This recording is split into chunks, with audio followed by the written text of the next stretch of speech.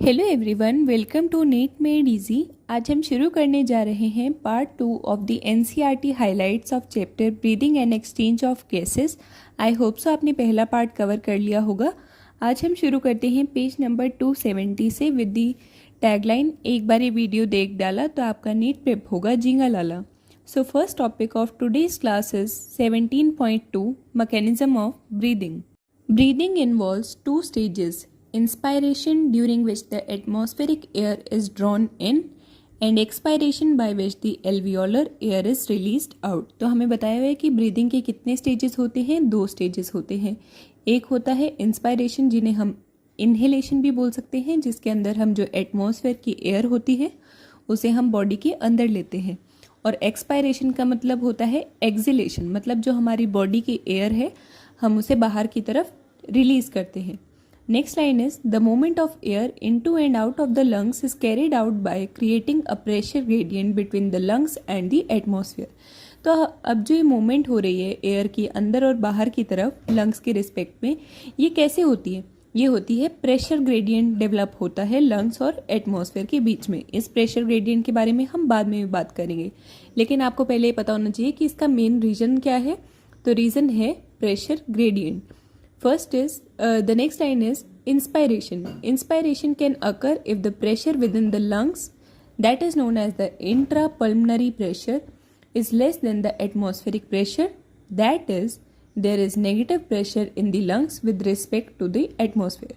अभी हमें बताया हुआ है कि इंस्पायरेशन कैसे होता है। इंस्पायरेशन जब होता है जबकि जो लंग्स के अंदर का प्रेशर है, जिसे हम क्या बोलेंगे, इंट्रापल्मनरी प्रेशर।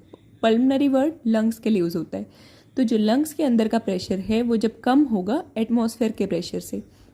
अब देखिए, आप इमेजिन कीजिए एटमॉस्फेयर का प्रेशर ज़्यादा है तो डिफ्यूजन कैसे होता है? ज़्यादा प्रेशर से कम प्रेशर की तरफ ना। तो एटमॉस्फेयर में ज़्यादा प्रेशर है तो एटमॉस्फेयर से लेके अंदर की तरफ लंग्स की तरफ एयर आएगी तो हम इंस्पायर कर पाएंगे, इनहेल कर पाएंगे एयर को। तो यहाँ पर क्या डेवलप होता है? Negative pressure in the lungs. Negative pressure का मतलब है, अब देखिए लंग्स के अंदर कम प्रेशर था ना, तो इसलिए हम उसे नेगेटिव प्रेशर बोल रहे हैं। किसके रिस्पेक्ट में? एटमॉस्फेयर के रिस्पेक्ट में। और ये नीट के प्रीवियस ईयर क्वेश्चन में भी आया हुआ है कि कैसा प्रेशर होता है लंग्स का with respect to the atmosphere, तो होता है negative pressure. Next line is similarly expiration takes place when the intrapulmonary pressure is higher than the atmospheric pressure. और ऐसे अब हम एक्सपायरेशन की बात करेंगे तो ये कैसे होगा? जब जो लंग्स के अंदर का प्रेशर है वो ज़्यादा होगा। और डिफ्यूजन के अकॉर्डिंग हमें पता है कि जहाँ का प्रेशर होगा ज़्यादा से कम की तरफ जाएगा। तो ज़्यादा कहाँ पर है? लंग्स के अंदर। तो लंग्स से बाहर की तरफ एयर जाएगी तो हो जाएगा एक्सपायरेशन, हमने सांस बाहर की तरफ छोड़ दी। Next line is the diaphragm and a specialised set of muscles external and internal costals between the ribs helps in the generation of such gradients. तो अब यहाँ पर किस ग्रेडियंट की बात हो रही है? यहाँ पर बात हो रही है प्रेशर ग्रेडियंट की।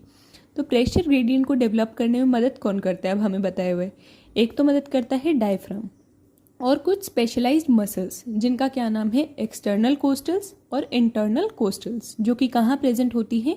रिब्स के बीच में। वो जनरेट करने में मदद करती है ऐसे प्रेशर ग्रेडियंट्स को। अब आप साइड में देखेंगे जो मैंने पेन से लिखा हुआ है। फर्स्ट मैंने बताया एक्सटर्नल इंटरकोस्टल्स के बारे में। जो एक्सटर्नल इंटरकोस्टल मसल होती हैं ये नॉर्मल ब्रीदिंग के टाइम एक्ट करती हैं और हेल्प करती हैं। तो कॉन्ट्रैक्शन कब होगी? जब कॉन्ट्रैक्ट होंगी ये जो एक्सटर्नल इंटरकोस्टल मसल्स हैं तो जो थोरेसिक वॉल्यूम है वो बढ़ जाएगी, और जब ये रिलैक्स होंगी तो थोरेसिक वॉल्यूम कम हो जाएगी। नेक्स्ट हमें बताया इंटरनल इंटरकोस्टल मसल्स के बारे में। ये कब एक्ट करती हैं? जब फोर्सफुल ब्रीदिंग होती है। एक्सपायरेशन के टाइम पर ये डायफ्राम को डोम शेप्ड बना देंगी और इंस्पायरेशन के टाइम पर जो डायफ्राम है वो फ्लैट हो जाएगा। ये आपको वैसे भी याद रखना है, अगर आपसे पूछा जाए कि इंस्पायरेशन के टाइम पर डायफ्राम की क्या शेप होती है, तो डायफ्राम होता है फ्लैट, और एक्सपायरेशन के टाइम पर जब हम सांस बाहर छोड़ते हैं तब होता है डायफ्राम डोम शेप्ड का। तो ये आप भी अपनी एनसीईआरटी में नोट कर सकते हैं जैसे मैंने नोट किया हुआ है, ताकि आपको बाद में अगर पूछा जाए इंटरनल और एक्सटर्नल कोस्टल मसल्स के बारे में तो आपको कुछ जानकारी हो। अब दोबारा एनसीईआरटी के मेन कंटेंट की तरफ आएँ, जो मैंने ऑरेंज कलर से हाईलाइट किया हुआ है उस लाइन पर अब हम आते हैं। Inspiration is initiated by the contraction of diaphragm, which increases the volume of thoracic chamber in the anteroposterior axis. तो अब हमें बताया कि जो इंस्पायरेशन है, जब हम सांस अंदर की तरफ लेते हैं तो डायफ्राम का क्या होता है, डायफ्राम कॉन्ट्रैक्ट करता है जब इंस्पायरेशन होती है, और जो वॉल्यूम होती है थोरेसिक चैम्बर की वो बढ़ जाती है।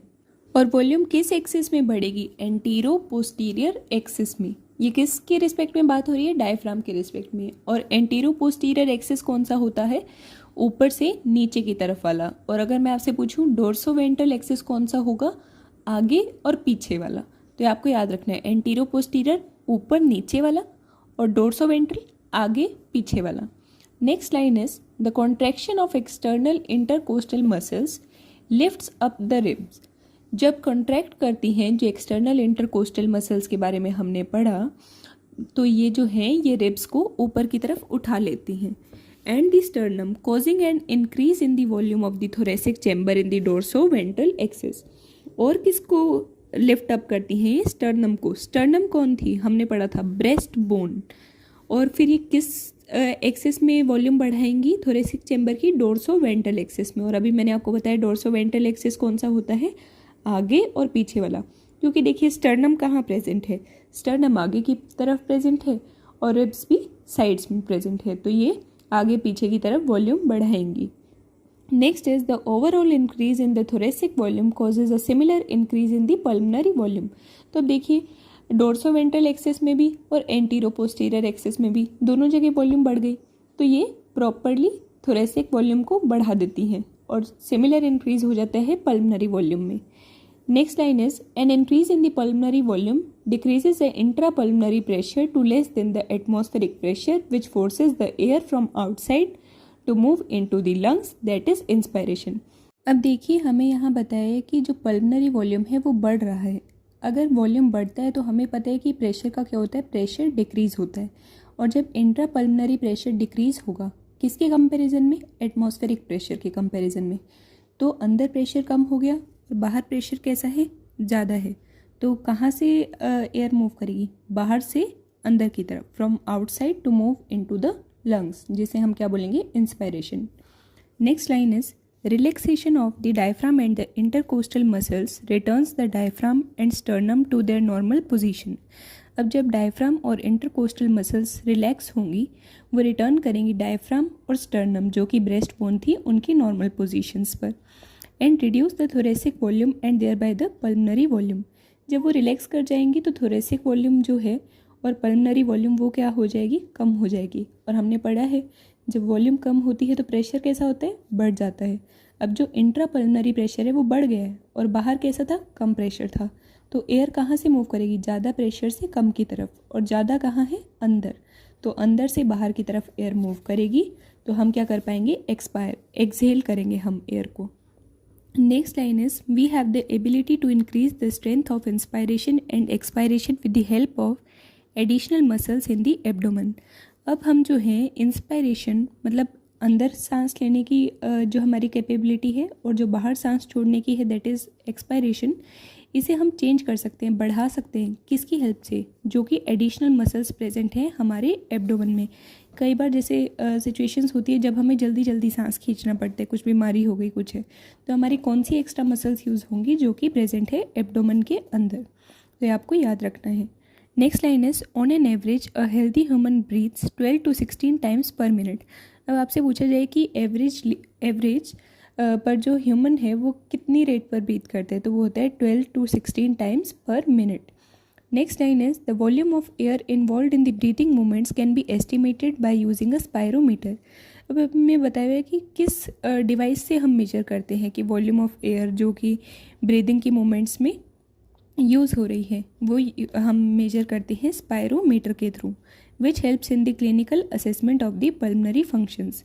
वो हेल्प करता है हमें बाकी कुछ भी बीमारी हो गई है कुछ भी, सारे पल्मनरी फंक्शंस को देखने में। उस डिवाइस का नाम है स्पायरोमीटर। तो ये हमने पढ़ा है पूरा मैकेनिज्म ऑफ ब्रीथिंग, ये आपको काफ़ी अच्छे से आना चाहिए, इसमें समझने का था तो मैंने आपको सारा बताया। मेन तो आपको जैसे ये यहाँ पर नहीं दिया हुआ है लेकिन आपको जिससे केमिस्ट्री से पता है कि वॉल्यूम बढ़ेगा तो प्रेशर घटेगा, इस तरीके से आपको पता होना चाहिए। फिर डिफ्यूजन का ये पता होना चाहिए कि जैसे हाई प्रेशर से लो की तरफ मूव करता है, तो तो ये दो चीज़ें ऐसी हैं जो मतलब एनसीईआरटी में यहाँ नहीं लिखा है, क्योंकि वो आपसे एक्सपेक्ट करते हैं कि आपको पता होगा, तो उसके थ्रू आप इसे समझने की कोशिश कीजिए। ये समझने वाला टॉपिक है। अगर अब भी ना समझ आए हो तो आप इस वीडियो को दोबारा देख सकते हैं। अब हम देखते हैं साइड में जो यहाँ पर डायग्राम्स शो किए हुए हैं।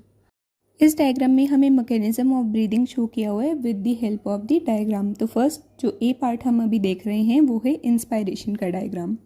यहाँ पर आप देख सकते हैं कि एयर एंटर कर रही है लंग्स के अंदर। जब एयर एंटर करती है लंग्स के अंदर तो रिब्स और जो स्टर्नम है वो रेज हो जाते हैं ऊपर की तरफ। फिर आपको साइड में रिब केज शो किया हुआ है। डायफ्राम की कॉन्ट्रैक्शन हो जाती है और जो वॉल्यूम ऑफ थोरेसिक कैविटी है वो बढ़ जाती है क्योंकि प्रेशर कम हो गया है।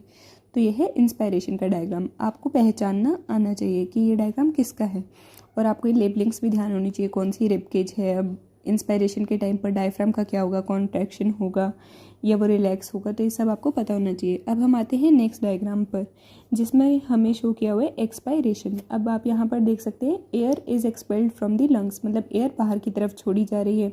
फिर हमें बीच में दिखाया कि वॉल्यूम ऑफ थोरेसिक कैविटी कैसे हो रहा है, डिक्रीज़ हो रही है, तभी प्रेशर जो है वो इंक्रीज़ होगा, और अंदर की तरफ प्रेशर इंक्रीज़ होगा तो एयर कहाँ जाएगी, अंदर से बाहर की तरफ, हम सांस बाहर छोड़ पाएंगे।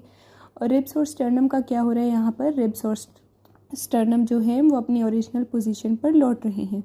और अब आपसे डायफ्राम की कंडीशंस पूछी जाए तो diaphragm relax and arc upwards, मतलब ऊपर की तरफ आर्क फॉर्म कर रहा है और वो रिलैक्स हो रहा है। अब जैसे नीचे लेबलिंग दी हुई है mechanism of breathing showing inspiration and expiration, तो जैसे मैंने आपको बताया था कि आपको डायग्राम का पता होना चाहिए कि कौन सा आपको इंस्पायरेशन का दिखा है और कौन सा एक्सपायरेशन का। एक मैं आपको एक्स्ट्रा पॉइंट बताना चाहूँगी कि जो इंस्पायरेशन होता है वो नॉर्मली एक एक्टिव प्रोसेस है और expiration is a passive process. Inspiration में जो है डायफ्राम कॉन्ट्रैक्शन शो करता है और जो एक्सटर्नल इंटरकोस्टल मसल्स हैं वो भी कॉन्ट्रैक्ट करती हैं। और दूसरी साइड पर जब एक्सपायरेशन होगा, हमने पढ़ा कि वो एक पैसिव प्रोसेस है, मतलब एनर्जी की नीड नहीं होगी, और यहाँ पर जो है रिलैक्सेशन ऑफ डायफ्राम होता है और जो एक्सटर्नल इंटरकोस्टल मसल्स हैं वो भी रिलैक्स करती हैं। आज हमें यहीं तक कवर करना था। ये कंसेप्चुअल टॉपिक था mechanism of breathing. I hope सो अच्छे से आपको क्लियर हो गया हो। ये एक छोटी सी वीडियो थी 10 मिनट की। अगर अभी भी आपको कुछ में डाउट है तो आप इसे एक बार दोबारा सुन सकते हैं। फिर भी अगर कोई आपको डाउट रह जाए तो आप कमेंट्स में पूछ सकते हैं। Thank you so much.